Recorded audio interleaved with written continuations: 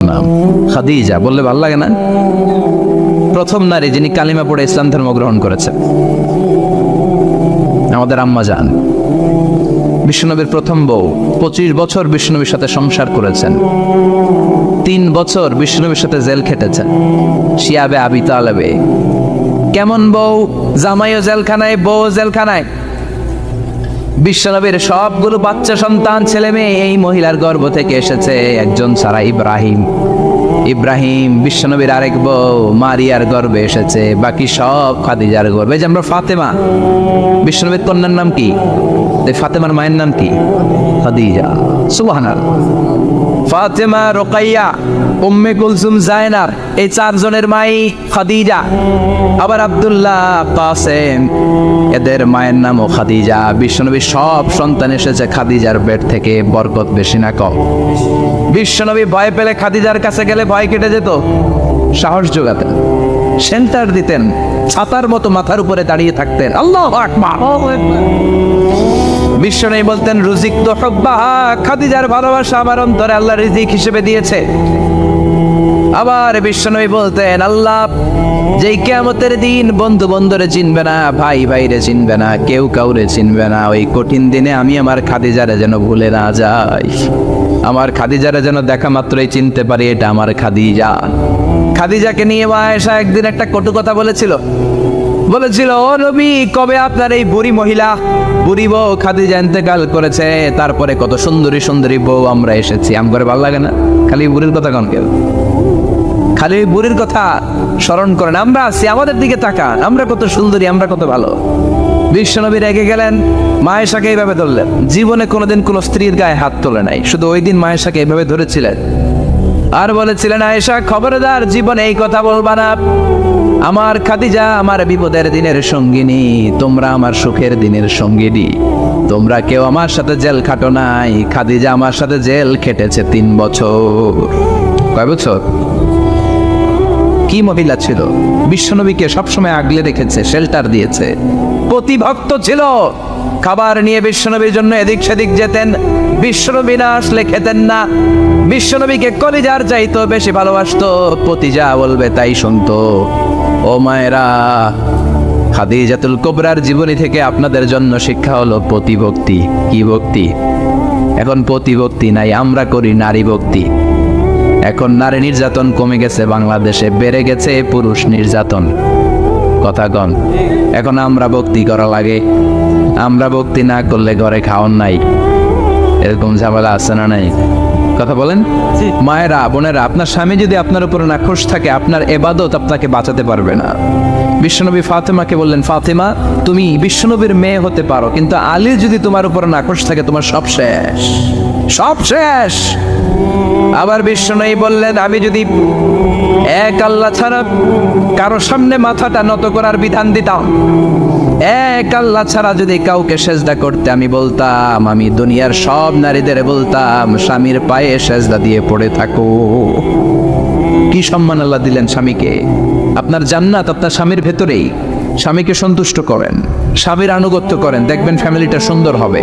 আর স্বামীরা স্ত্রীদেরকে ভালোবাসেন, স্ত্রীদেরকে ভালোবাসার গল্প শোনাবেন, দামি দামি শাড়ি কিনে দিবেন, স্ত্রীর সাথে প্রেম নিবেদন করেন, ভালোবাসা নিবেদন করেন, সংসারটারে শান্তিপূর্ণ করে দিবে কে? তার মানে খাদিজাতুল কুবরার জীবনে থেকে শিক্ষা কি? বললা গেছিল কি শিক্ষা? প্রতিভক্তি। কি ভক্তি? স্বামীকে ভক্তি করা লাগবে, তা না হলে জান্নাত নাই। কোরআন 30 পারা, এই সূরা একবার তেলাওয়াত করলে 10 পারার সওয়াব হয়ে যায়, 2 বারে পড়লে 20 পারার সওয়াব হয়ে যায়, 3 বারে পড়লে 30 পারার সওয়াব হয়ে যায়। পড়েন সুবহানাল্লাহ। 1/3 এই পুরো কিতাবের 1/3, 1/3 অফ দ্য বুক, সুলুসুল কোরআন। একবার পড়লে 10 পারা, 2 বার পড়লে, 3 বার পড়লে 30 পারা। অনেক মুহাদ্দিসিন এবং মুফাসসিরিনরা বলে না, সুলুসুল কোরআন 1/3 অফ দ্য বুক দিয়ে বিশ্বনবী এটা বুঝায় নাই, বিশ্বনবী বুঝিয়েছে অন্য একটা জিনিস। সেটা কি?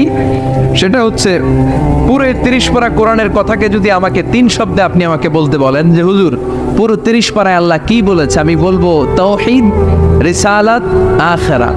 এই 3টা কথা পুরো 30 পারা কোরআনের ভেতরে আল্লাহ তাআলা আমাদেরকে বলেছেন। তাই কোরআনের যে সূরারই তাফসীর আমি করি না কেন, সেখানে হয় তাওহীদ, নয় রিসালাত, নয় আখিরাতের কথা সেখানে আছে না নাই?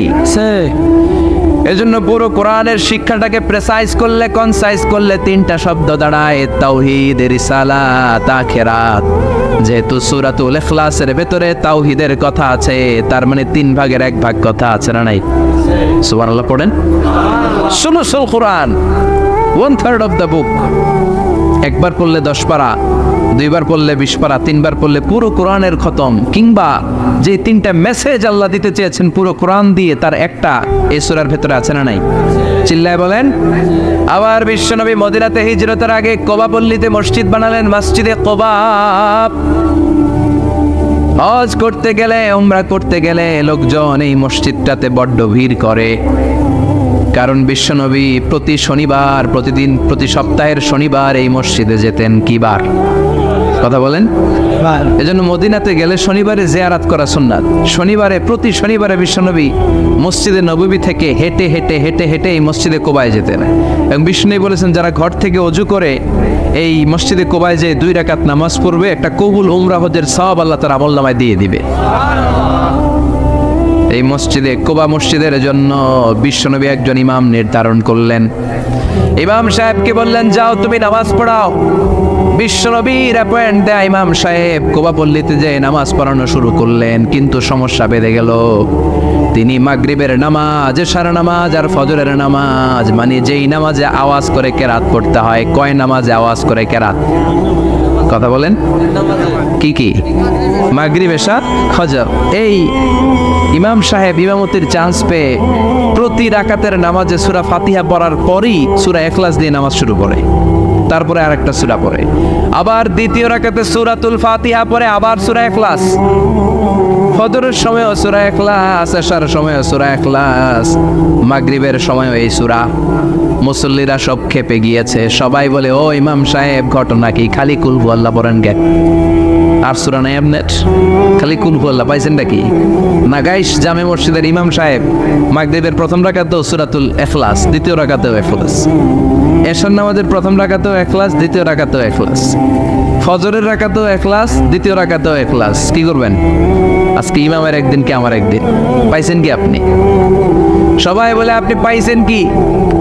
ইমাম সাহেবকে পড়তে মন চাইলে পড়ো, নাইলে অন্য মসজিদে যাও। কারণ এটা বাংলাদেশের সিস্টেমে সভাপতি সেক্রেটারির নিয়োগ দেয়া ইমাম না, নিয়োগ দিয়েছে বিশ্বনবী। আবার ক্যান্সেল করলেও লাগবে বিশ্বনবীরে, ঠিক কিনা? নিয়োগ দিয়েছে বিশ্বনবী, নিয়োগ বাতিল করলেও করবে কে? সেভাবে বিশ্বনবী। মুসল্লির তো কোনো এখতিয়ার নাই। সব মুসল্লিরা মিলে বিশ্বনবীর দরবারে যায়, যে বলে, নবী কি ইমাম সাহেব দিলেন, কুল হুয়াল্লাহ ছাড়া কিচ্ছু পারে না, খালি কুল হুয়াল্লাহ। কি এক মুসিবতে আছি। প্রত্যেক নামাজে কুল হুয়াল্লাহু আহাদ দিয়ে শুরু করে, এরপরে আরেক সূরা পড়ে। ঘটনা কি? বিশ্বনবী বললেন, ইমাম সাহেব রে ডাকো।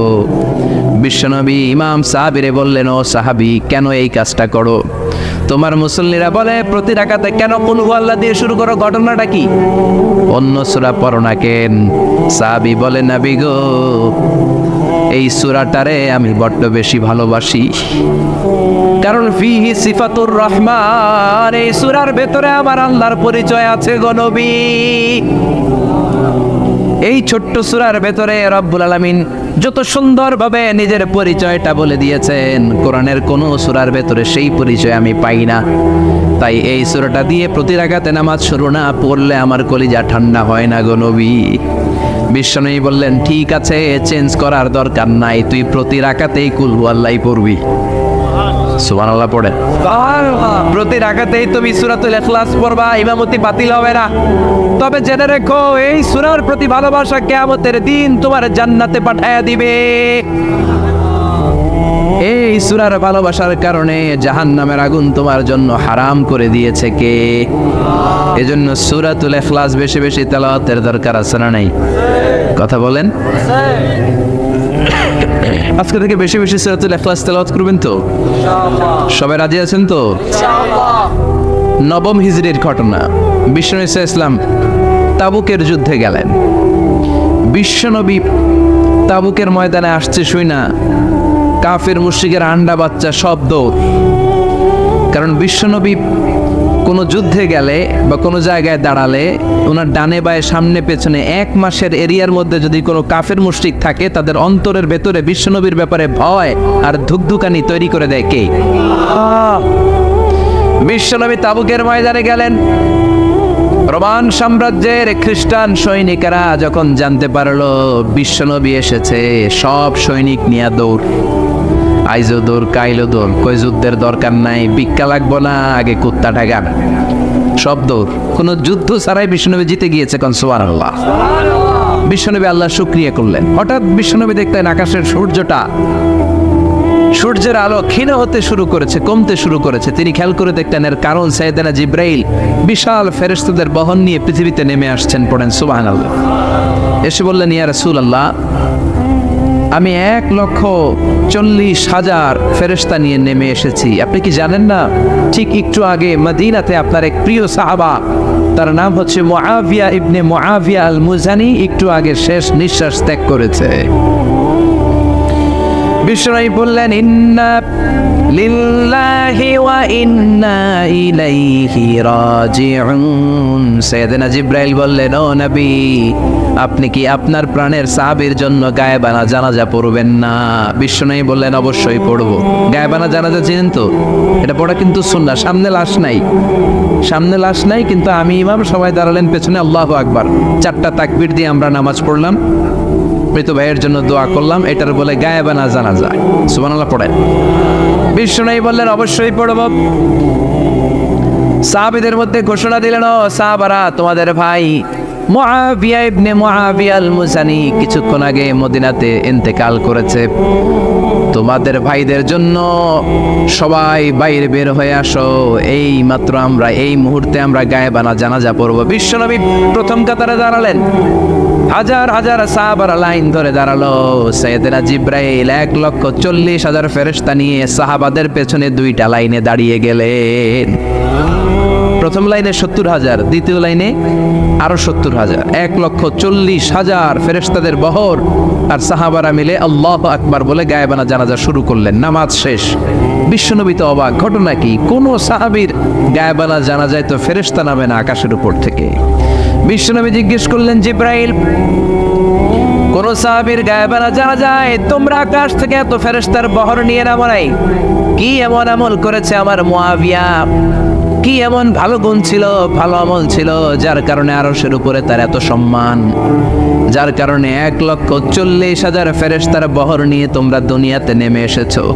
সাইয়েদনা জিব্রাইল বললেন, নবী, তেমন কোনো বড় আমল নয়, ছোট্ট একটা আমল, কিন্তু আমলটারে ভালোবেসেছে কে? আপনার এই প্রিয় সাহাবী হাঁটতে বসতে চলতে ফিরিতে সব সময় পড়তো, কুল হুয়াল্লাহু আহাদ আল্লাহুস সামাদ লাম ইয়ালিদ ওয়া লাম ইউলাদ ওয়া লাম ইয়াকুল লাহু কুফুয়ান আহাদ। পড়েন আল্লাহু আকবার। এজন্য বেশি বেশি সূরাতুল ইখলাস তেলাওয়াত করতে রাজি আছেন তো? মনে থাকবে?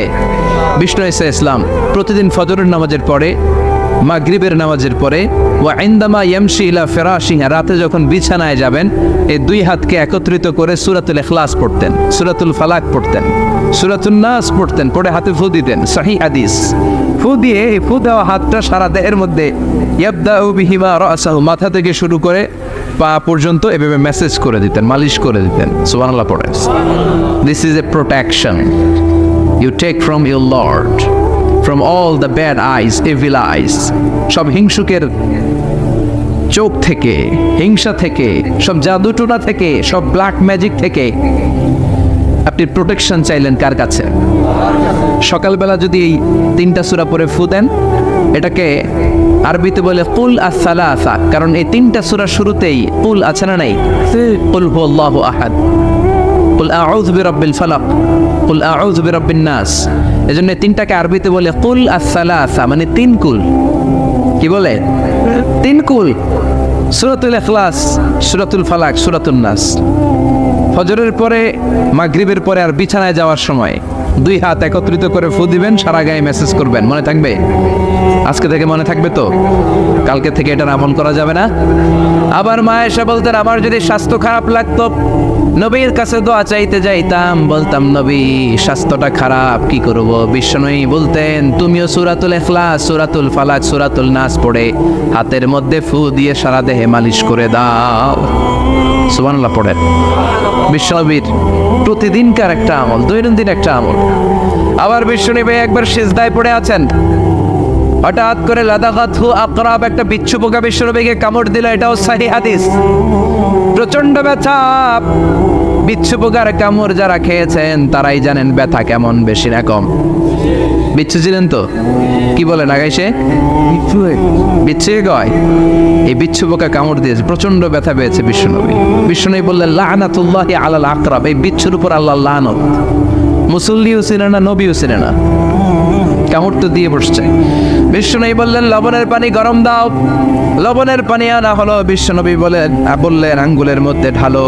পানি ঢালতে শুরু করা হলো, আর বিশ্বনবী পড়তে আরম্ভ করলেন, কুল হুয়াল্লাহু আহাদ আল্লাহুস সামাদ লাম ইয়ালিদ ওয়া লাম ইউলাদ ওয়া লাম ইয়াকুল লাহু কুফুয়ান আহাদ। পড়েন আল্লাহু আকবার। এজন্য সূরাতুল ইখলাস এটার জন্য আমাদের দৈনন্দিনকার একটা আমল হয়, প্রতিদিন যেন আমরা এটা পড়ি, তাহলে আমল নামা সওয়াব দিয়ে পূর্ণ করে দিবে কে? এই মাক্কি সূরাটি কেন এবং কোন সিচুয়েশনে, কোন পরিস্থিতিতে মক্কায় নাজিল হলো তার একটা ব্যাকগ্রাউন্ড আছে। এটাকে বলে শানে নুজুল। কেন নাজিল হলো শুনতে মনে চায়? কষ্ট হচ্ছে না তো? আলোচনা কি কঠিন হচ্ছে না সহজ? আন্ডারস্ট্যান্ডেবল, বোধগম্য হচ্ছে? বোঝা যায় না? বোঝা যায়? আলহামদুলিল্লাহ পড়েন। মক্কার লোকেরা এসে বিশ্বনবীরে ধরলো, ইয়া মুহাম্মদ বাইয়িন লানা সাল্লাল্লাহু আলাইহি ওয়াসাল্লাম বাইয়িন লানা নাসাবা রাব্বিক। ও আব্দুল্লাহর বেটা মুহাম্মদ, তোমার রবের নসবনামা বর্ণনা করো। কি নামা? কথা কন। নসবনামা বুঝেন তো কি? হ্যাঁ, বংশ পরিচিতি। মাশাআল্লাহ। নসবনামা মানে বংশ পরিচিতি, বংশধারা, বংশ তালিকা। যেমন আমার নাম মিজানুর রহমান, আব্বার নাম আলী আহমদ, দাদার নাম জাইনুল আবিদিন, তার বাপের নাম মাকরাম। এটা আমার বংশ পরিচিতি। তার মানে মিজানুর রহমান ইবনু আলী আহমদ ইবনু জাইনুল আবিদিন ইবনু মাকরাম, এটা আমার নসবনামা। আপনার নাম কি? জালালউদ্দিন ভাই। বাবার নাম ইন্তেজালি। এর বাবার নাম বইলা গেছি। হ্যাঁ, ইনসাফ আলী। তার বাবার নাম খাই ফেলাইছি। আপনার আব্বার নাম মোহাম্মদ আব্দুল লতিফ। দাদার নাম, তার বাবার নাম খাই ফেলাইছি। আমি তো কমপক্ষে 4টা বলছি নাকি? বিশ্বনবীর বাবার নাম আব্দুল্লাহ, তার বাবার নাম আব্দুল মুত্তালিব, তার বাবার নাম হাশেম, তার বাবার নাম আব্দে মানাফ, তার বাবার নাম কিলাব, তার বাবার নাম কুসাই, তার বাবার নাম মুররা, তার বাবার নাম গালেব, তার বাবার নাম ফেহের। এভাবে যেতে যেতে আদনান, যেতে যেতে ইসমাইল, যেতে যেতে তার বাবার নাম ইব্রাহিম, যেতে যেতে যেতে শীস আলাইহিস সালাম, তার বাবার নাম আদম আলাইহিস সালাম। 50 জেনারেশনস, 50টা বংশ পরিক্রমা আছে। 50টা বংশের ব্যবধানে বিশ্বনবী সাইয়েদনা আদমের সাথে মিলে গেছে। পড়েন সুবহানাল্লাহ। তার মানে মুহাম্মদ ইবনে আব্দুল্লাহ ইবনে আব্দুল মুত্তালিব ইবনে হাশেম ইবনে আব্দে মানাফ ইবনে কিলাব ইবনে মুররা, এইভাবে বিশ্বনবীর নসবনামা। কথা বুঝতে পেরেছেন? বিশ্বনবীর কাছে এসে মক্কার লোকেরা বলে, মুহাম্মদ বাইয়িন লানা নাসাবা রাব্বিক, তোমার আল্লাহর নসবনামাটা কও। তোমার আল্লাহর বাবার নাম কি? ওনার বাবার নাম কি? ওনার বাপের নাম কি? ওনার বাপের নাম কি? তার বাপের নাম কি? এরা মনে করছে আল্লাহর নসবনামা আছে। নাজুকিলে পড়বেন না? ও মুহাম্মদ, সবসময় আল্লাহর কথা বলো, আল্লাহর দাওয়াত দাও, আল্লাহর সিজদা দিতে বলো, আল্লাহর জিকির করতে বলো, আল্লাহর নসবনামাটা শোনাও। আল্লাহর বাবার নাম কি, দাদার নাম কি, পরদাদার নাম কি? বিশ্বনবী রেগে গেলেন। সাইয়েদনা জিব্রাইল বললেন, ও নবী রাখবেন না, রেগে যাওয়ার দরকার নাই। ওদের প্রশ্নের উত্তর দেওয়ার জন্য ছোট্ট একটা সূরা আরশের উপর থেকে নাজিল করেছে কে? ও নবী, ওদের মুখের উপর আপনি শক্ত ভাষায় বলে দেন, আল্লাহর কোন নসবনামা নাই, আল্লাহর বাবা দাদা কিচ্ছু নাই। আপনি পড়েন, কুল হুয়াল্লাহু আহাদ আল্লাহুস সামাদ লাম ইয়ালিদ ওয়া লাম ইউলাদ ওয়া লাম ইয়াকুন লাহু কুফুয়ান আহাদ। পড়েন সুবহানাল্লাহ। কুল হুয়াল্লাহু আহাদ। ও নবী, আপনি বলেন, তিনি হলেন আল্লাহ, তিনি হলেন আহাদ, একক, একক। আল্লাহুস সামাদ, তিনি অমুখাপেক্ষী। লাম ইয়ালিদ ওয়া লাম ইউলাদ, জন্ম দেয় নাই, কারো কাছ থেকে জন্ম নেয়ও নাই। ওয়া লাম ইয়াকুন লাহু কুফুয়ান আহাদ, গোটা বিশ্বে তার মতো কেউ নাই, তিনি তার মতো। কাফেররা তো টাসকি খেয়ে গেছে। সুবহানাল্লাহ পড়েন। আবার এর শানে নুজুলে আরেকটা বর্ণনা পাওয়া যায়। মুশরিকরা এসে বলল, ইয়া মুহাম্মদ বাইয়িন লানা জিনসা রাব্বিক, তোমার রব কি দিয়ে তৈরি বলো। ও মুহাম্মদ, আমরা মানুষ মাটির তৈরি, ফেরেশতারা জিনের তৈরি, ফেরেশতারা নূরের তৈরি, আর জিন জাতি হলো আগুন দিয়ে তৈরি। আমাদের ঘরের আসবাবপত্রগুলো কাঠের তৈরি। এবার বলো, তোমার আল্লাহ কিসের তৈরি? আহু আমিন ফিদ্দা, তোমার আল্লাহ কি রূপার তৈরি? রূপার খোদা? আহু আমিন যাহাব, নাকি সোনার খোদা? স্বর্ণ দিয়ে বানানো আল্লাহ? আহু আমিন খাসাব, নাকি কাঠ দিয়ে বানানো তোমার আল্লাহ? কি দিয়ে বানানো বলো? বিশ্ব নবীর কাছে তখন জিব্রাইল আয়াত নাজিল করলেন আর বললেন, নবী, ওদের প্রশ্নের জবাব আপনি এই সূরা দিয়ে পড়েন আর বলেন, কুল হুয়াল্লাহু আহাদ আল্লাহুস সামাদ লাম ইয়ালিদ ওয়া লাম ইউলাদ ওয়া লাম ইয়াকুন লাহু কুফুয়ান আহাদ। পড়েন সুবহানাল্লাহ। এই ব্যাকগ্রাউন্ড ফজিলত সব শুনে সূরাটা একটু নরম হয়ে আসছে না? এখন নরম নরম লাগে না? মনে হয় যে বুঝতেছি, মনে হচ্ছে যে সহজ হয়ে গেছে, ঠিক কিনা? এবার দেখেন অর্থ আরো সহজ। আল্লাহ বললেন কুল, কুল মানে বলো। কোরআনে যত জায়গায় কুল পাবেন, রব্বুল আলামিন তার পেয়ারা হাবিবকে অর্ডার করছেন, কুল মানে বলো, সে, ও মাই মেসেঞ্জার সে, বলো। কুল মানে কি? বলো। কুল মানে বলো। হে নবী, আপনি বলেন, হুয়াল্লাহ, তিনি হচ্ছেন আল্লাহ, আর তিনি হচ্ছেন আহাদ, অদ্বিতীয়, এক এবং একক, অদ্বিতীয়। তাহলে প্রথমে বলতে বললেন, ও নবী, আমার সব পরিচয় দেওয়ার আগে আগে নামের পরিচয় দেন। জোরে কোন ঠিক কিনা? আগে ওদের বলে দেন, আমার নাম হলো আল্লাহ। আমার নাম কি? কুল হুয়াল্লাহ। নবী, আপনি বলেন, তিনি হলেন আল্লাহ। তিনি কে? আল্লাহ বলছেন, ইন্নানি আনাল্লাহু লা ইলাহা ইল্লা আনা ফা'বুদনি ওয়া আকিমিস সালাতা লিযিকরি। ইন্নানি আনাল্লাহ, আমি হলাম আল্লাহ। তিনি কে? জোরে বলেন। আল্লাহর নামটা মুখে নিতে কেমন লাগে? আল্লাহর নামটা ডাকতে ভালো লাগে? সবার ভালো লাগে? প্রাণ ভরে যায়, হৃদয় শীতল হয়, ঠান্ডা ঠান্ডা লাগে ভেতরে? তাহলে চিৎকার দিয়ে আল্লাহর ডাক দেন, বলেন আল্লাহ। আর জোরে আল্লাহর ডেকে বলেন, ইয়া আল্লাহ। গলা ফাটিয়ে ডাক দেন, বলেন আল্লাহ। আল্লাহ বললেন, আমার প্রথম পরিচয় হলো আমি আল্লাহ, আমার নাম হলো আল্লাহ। আল্লাহর নাম রাখছে কে? কথা গণ। আমার নাম রাখছে আমার বাবা, আপনার নাম রাখছে আপনার দাদা। কিন্তু আল্লাহর বাবা আছে নাকি? না। থাকলে রাখতো, দাদা থাকলে দাদা রাখতো। কিন্তু আল্লাহর কি বাপ আছে? দাদা, নানা? আল্লাহর পিসা বুজুর আছে? অনেকের নাম পিসা বুজুরে রাখে, আছে না নাই? দোয়ার জন্য, হুজুর আমি আপনার মুরিদ, হুজুর আমার একটা ছেলে হয়েছে, আপনার নাম রাখা দেন। পরে বলে যে পিসা বুজুরের নাম রাখছিল, নাগাইশের পিসাব মোস্তাক ফয়জি সাহেব নাম রাখছিল আমার ছেলের, আছে না নাই? আল্লাহর এরকম পীর সাহেব আছে নাকি? আল্লাহর দাদা বাবা আছে নাকি? এজন্য আল্লাহ বলেন, আমার নামটা আমি আল্লাহ নিজেই রেখেছি। পড়েন সুবহানাল্লাহ। আবার এই পৃথিবীতে আল্লাহ ছাড়া আর কারো নাম কোনোদিন আপনি আল্লাহ শুনেছেন নাকি? শুনে থাকলে হাত তোলেন। শুনছেন? বাংলাদেশে কত মানুষ? 16 কোটি, 17 কোটি, 18 কোটি, কইতে থাকেন 20 কোটি নিয়ে যান এমনি। আসলে কয় কোটি? 18 কোটি মনে হয় বর্তমানে। 16 কোটি তো অনেক আগের হিসাব। 18 কোটি মানুষ এই দেশে। এই 18 কোটি মানুষের মধ্যে কারো নাম আল্লাহ শুনছেন? কথা কন। আমেরিকাতে, এত বড় মহাদেশ, পুরো আমেরিকায় কারো নাম আল্লাহ? গোটা বিশ্বে আরেকজনের নাম আল্লাহ আছে? এমনকি ফেরাউন, সেও নিজের আল্লাহ বলে নাই।